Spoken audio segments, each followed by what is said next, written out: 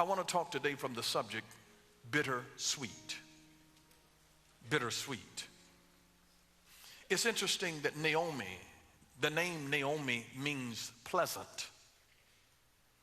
But Naomi said, don't call me pleasant anymore because that doesn't describe the experience that I'm living in my life.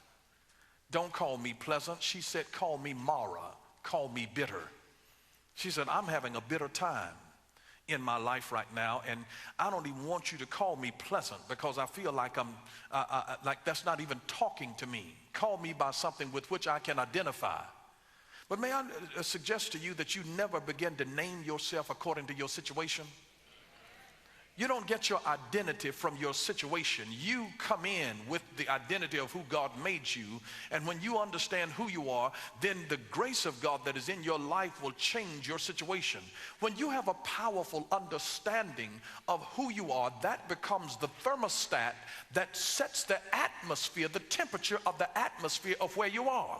So here, Naomi said, don't call me pleasant anymore, call me bitter. I left out, I was a full woman. I had a husband.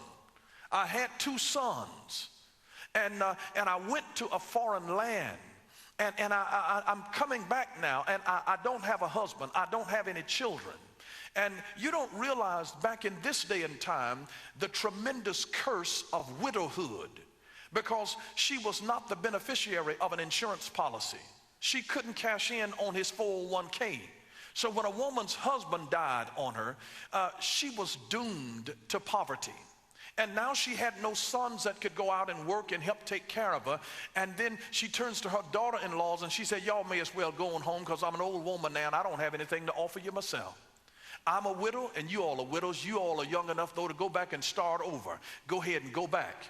And Orpah went back, but Naomi clung to her and refused to leave her. You'll begin to find something. I want you to note here something in their titles or their names, what people call them. Because it's interesting that in ancient culture, titles and names carried a much greater significance than they do in our modern cultures today.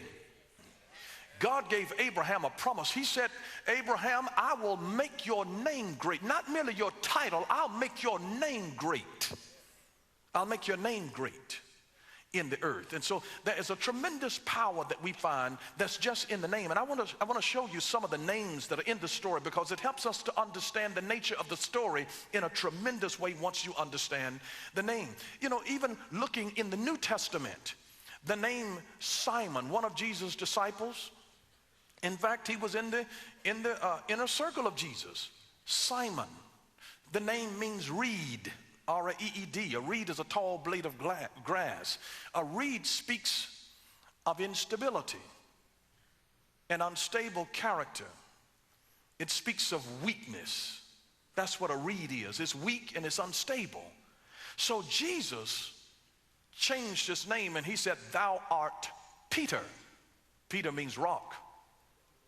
He changed him from the weakness of the instability of being a reed, and he began to prophetically call him a rock. As he called him a rock, he said, thou art Peter, and upon this rock, the rock of the revelation that he'd given him, he was signifying prophetically that the strength of character that the apostle would one day demonstrate in the kingdom of God. He was speaking of a stable character that Peter himself would become.